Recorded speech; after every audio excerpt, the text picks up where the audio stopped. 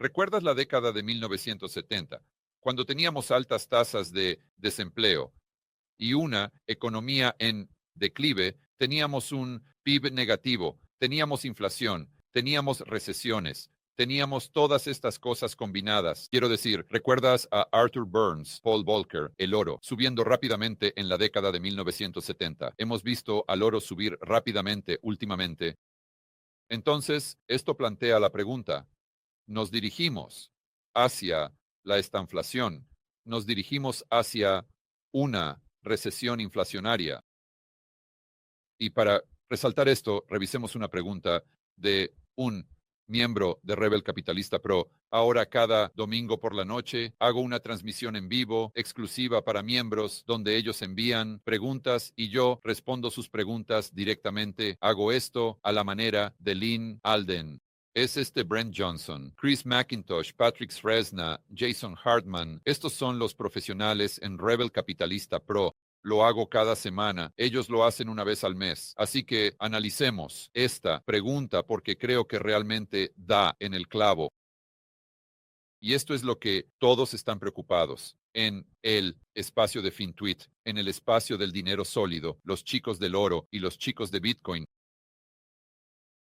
Así que he recortado esto para que no pudieras ver el nombre de esta persona. Pero aquí vamos. Tengo una pregunta sobre tasas de interés. Se desencadenó al ver a Peter Schiff, quien predijo que después de que la Reserva Federal baje las tasas debido a su intento de proteger los mercados cuando ocurra el colapso, lo que él está diciendo aquí es que entramos en un aterrizaje brusco, una recesión, el desempleo se dispara y como resultado la Reserva Federal va a bajar las tasas. Y debido a que tienen las tasas demasiado bajas en función de las presiones inflacionarias, eso va a exacerbar la tasa de inflación y luego las tasas de interés a lo largo de la curva van a dispararse. Y luego eso va a crear una recesión aún peor, porque los bancos van a tener que aumentar sus tasas de interés y esto va a aplastar el mercado de la vivienda, esto va a aplastar el mercado de acciones. Este es el argumento de Peter, pero sigamos adelante.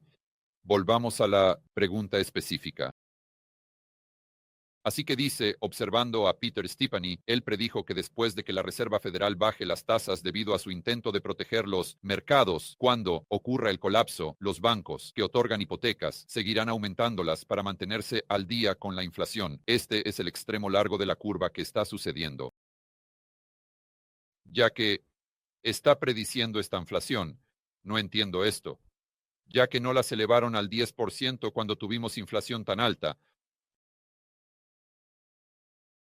Muy perspicaz por parte de este miembro de Rebel Capitalista Pro. Muy perspicaz. Así que, dado que este es realmente el tema del momento, ahora que la Reserva Federal bajó 50 puntos básicos en lugar de 25 y por lo tanto, oh Dios mío, la inflación va a dispararse, pero la economía también va a colapsar y la tasa de desempleo va a aumentar y vamos a tener una recesión. Y todo esto va a suceder al mismo tiempo.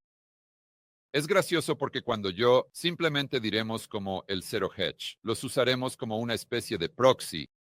Es como si tuvieran que empezar con comprar oro y comprar Bitcoin. Y luego tienen que resolver para llegar a esa conclusión. No comienzan con, bueno, ¿qué está pasando y cuáles son las probabilidades? Comienzan con comprar oro y Bitcoin y luego resuelven para llegar a ese punto. Y lo que estoy diciendo aquí es que argumentarán que vamos a tener una recesión, que el desempleo va a dispararse, todas estas cosas, y te sientas allí y los escuchas hablar en sus argumentos y piensas, hombre, eso suena realmente deflacionario. Así que se quedarán ahí y dirán que el mercado de valores va a colapsar, la economía va a colapsar, vamos a tener un aterrizaje brusco, el desempleo va a dispararse, todas estas cosas, y por eso vamos a tener hiperinflación, como si todo lo que están argumentando fuera desinflacionario, pero de repente, oh mierda, tengo que resolverlo para Bitcoin y oro, por lo tanto es inflacionario. Ahora no quiero criticar a mi buen amigo Peter Schiff, es un tipo muy inteligente, un gran tipo. Peter es un tipo increíble, increíble en la vida real. Tengo un gran respeto por él. Simplemente lo estoy usando como un proxy para el argumento de la estanflación. Porque él es una figura tan prominente. Esto no es un ataque personal contra ninguno de estos chicos, porque la mayoría de estos chicos son buenos amigos míos y nuevamente tengo un enorme respeto por ellos. Simplemente, completamente y totalmente no estoy de acuerdo. Y aquí está el porqué. Simplemente no estoy de acuerdo. Aquí está el porqué. Voy a mostrar las pruebas aquí. Así que el argumento es a favor de una recesión inflacionaria. Hay un problema. ¿Ves? Eso no es una cosa.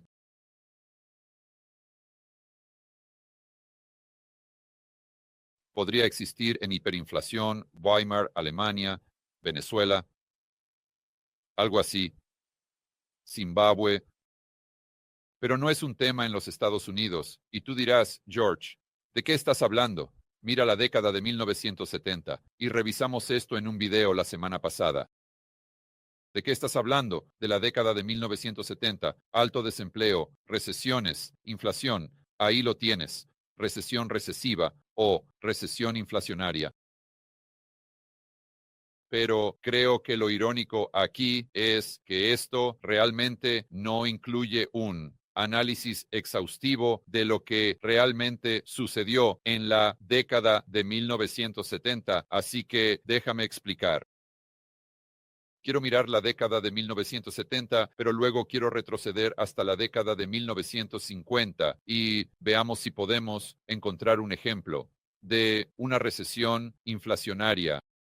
Así que la tasa de desempleo aumenta y la inflación está subiendo. Al mismo tiempo, comenzaremos con y lo que voy a hacer aquí, bueno, iba a usar la regla SOM. Usé eso la última vez. Simplemente usemos la tasa de desempleo. Fácil, fácil. Así que comenzaremos con la década de 1970 y lo haremos rápido porque revisé esto en un video la semana pasada. Pero la clave aquí es que podemos ver cómo la tasa de desempleo realmente comienza a dispararse, digamos, en el tercer trimestre de 1974 y luego, digamos, en la parte media de 1975. Genial, así que veamos qué estaba haciendo la inflación durante ese tiempo. Esta línea roja es la inflación de precios al consumidor y puedo acercarme específicamente a la década de 1970 y luego nos alejaremos para mirar esos otros periodos de tiempo.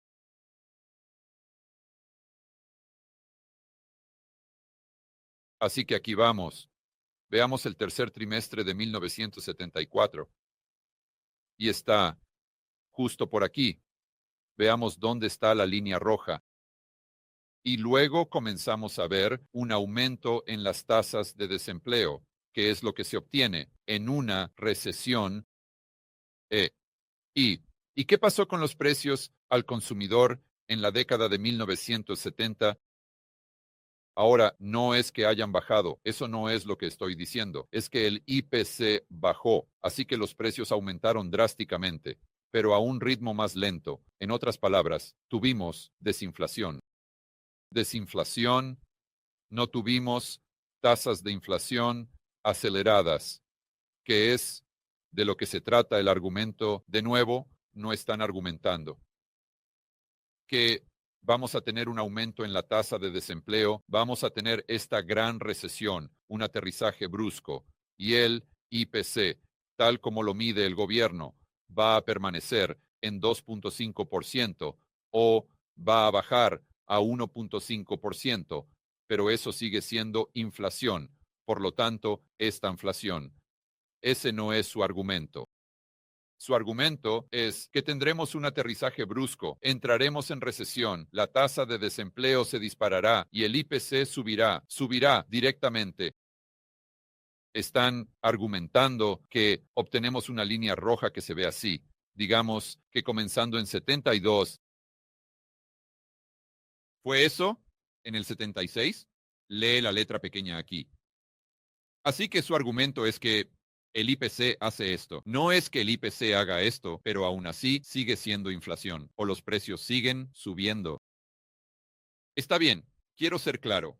Así que sería exactamente lo mismo.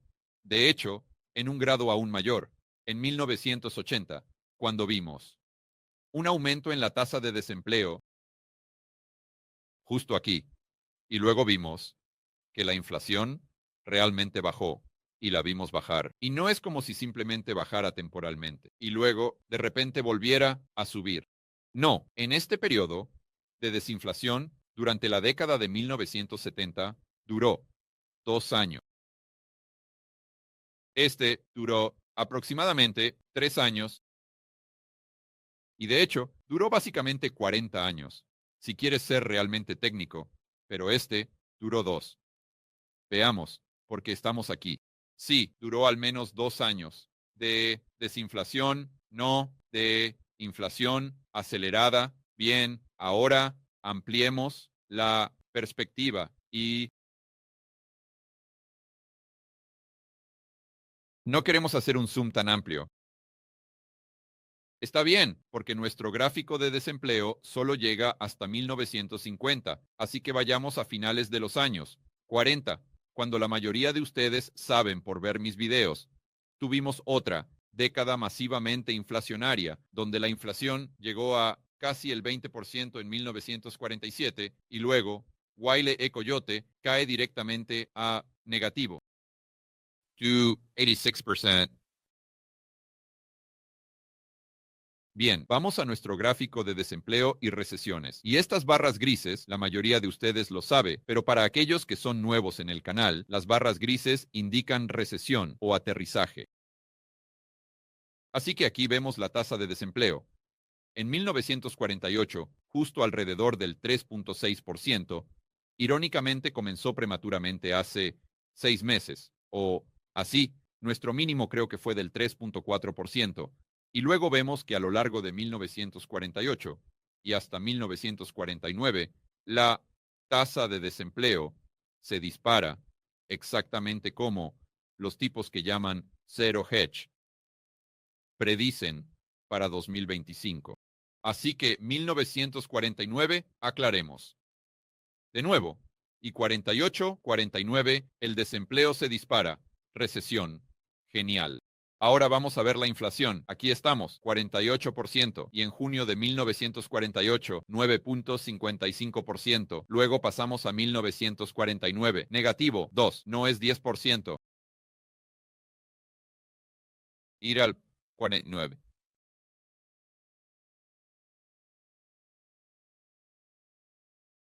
Está bien, así que definitivamente una recesión inflacionaria. Esa es una recesión desinflacionaria, lo que significa que incluso si los precios están bajando, o disculpen, incluso si los precios están subiendo en un grado mucho menor, no en un grado mayor. Pero no nos detengamos ahí. Quiero que la gente se dé cuenta de que cuando discrepo con personas a las que respeto y que son increíblemente inteligentes, o cuando digo cosas en Twitter, o en un video en una pizarra o algo así, no estoy simplemente sacando esto de la nada. No, no es que esté tratando de ser un idiota, no es que esté tratando de molestar a la gente solo por interacción. Eso es siempre me acusan. Si tengo una opinión que es opuesta a alguien en el ámbito del dinero sólido. No, esta es mi opinión. No porque esté tratando de ser un idiota. Esta es mi opinión, porque miro los datos. Y los datos me llevan a una conclusión completamente diferente. Volvamos a ello. Gráfico, gráfico. Así que vemos un aumento a 53. Realmente lo vemos dispararse. En las etapas finales de 53. Así que iremos aquí. A 52, 53, 53.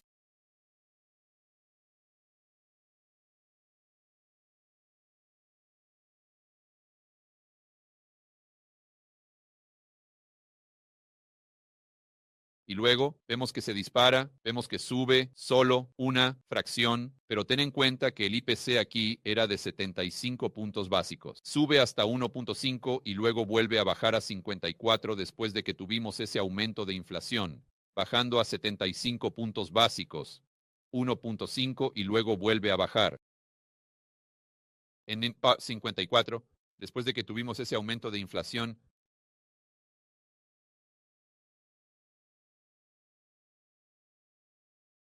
de hecho, lo siento, bajó a 37 puntos básicos. Así que la inflación prácticamente bajó a cero.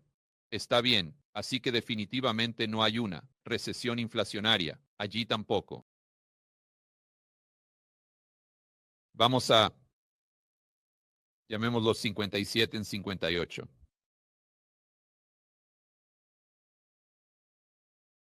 Así que 57 en 58. Lo ves plano. Y luego, como era de esperar, después de que la tasa de desempleo aumenta o a veces durante, experimentamos desinflación.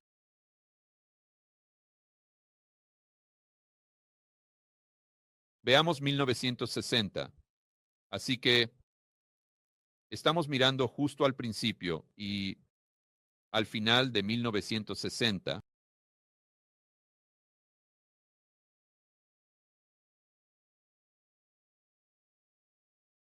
Así que al principio estamos aproximadamente en 1.73 y no baja mucho, pero definitivamente no sube. Así que baja hasta un punto justo aquí, en 61, digamos, donde estamos a 67 puntos básicos. Así que prácticamente cero inflación. Y si haces esto, en cada uno de estos, incluso en 1970. No olvidemos la recesión y el aumento del desempleo que tuvimos en 1970, del 69 al 70. Veamos eso, estamos justo aquí, 1970, 69, 70. La tasa de desempleo aumenta. ¿Y qué pasa con la línea roja? Baja. La tasa de desempleo de 6.970 aumenta.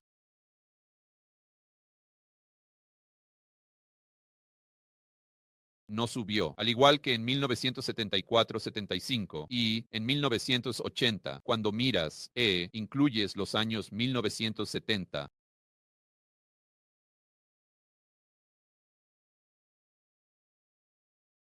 Mira, e incluso cuando incluyes los años 1970, no puedo. Y, obviamente, si avanzáramos rápidamente a la década de 1990, la década de 2000, ustedes no necesitan que les recuerde que todas esas recesiones no fueron inflacionarias. ¿Eran desinflacionarios? ¿Verdad? Así que una recesión inflacionaria no es algo real. No puedes mostrarme un momento en la historia de EEU en el que hayamos tenido uno de esos. Y dices, George, la enfermedad Servatius. Bueno, tuvimos inflación allí. Sí, la tuvimos. Pero tenías la tasa de desempleo. Volvamos a eso. Tuviste un aumento en la tasa de desempleo así. Y luego vuelve a bajar. Y luego tuviste un periodo.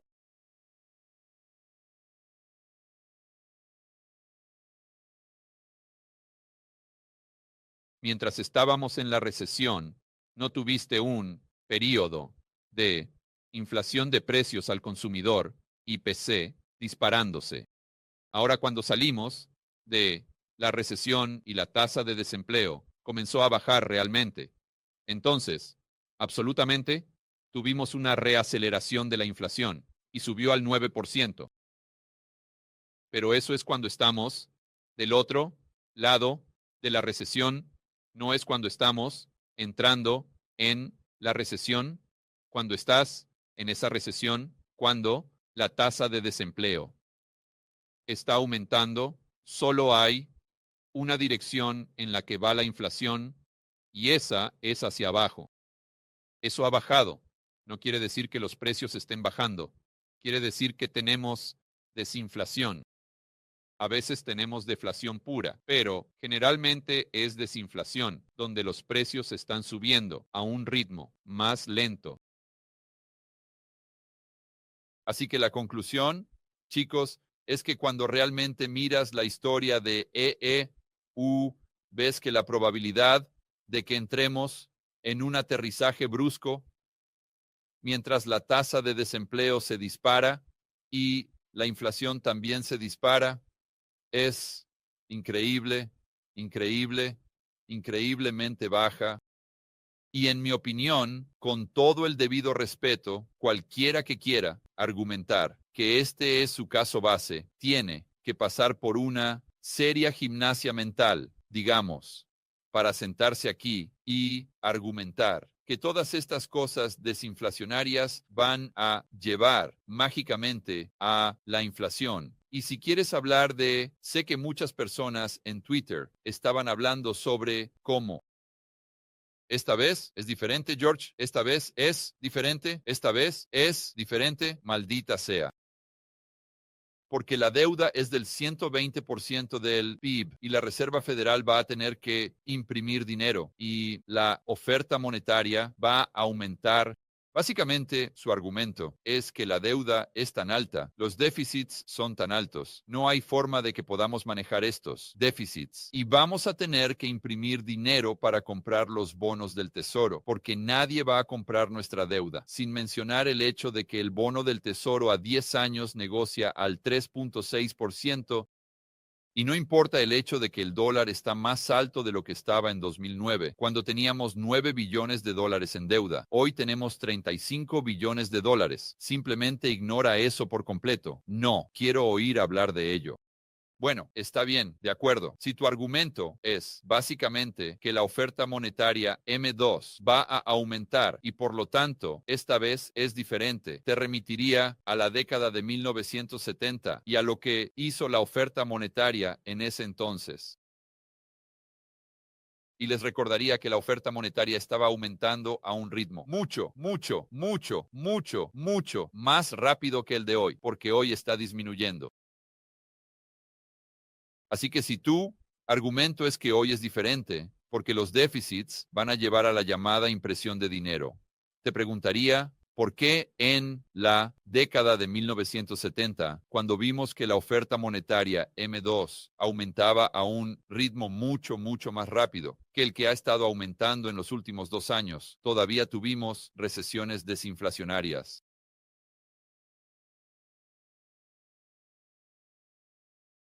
Está bien, disfruten el resto de su tarde. Asegúrense de defender la libertad, el mercado libre y el capitalismo.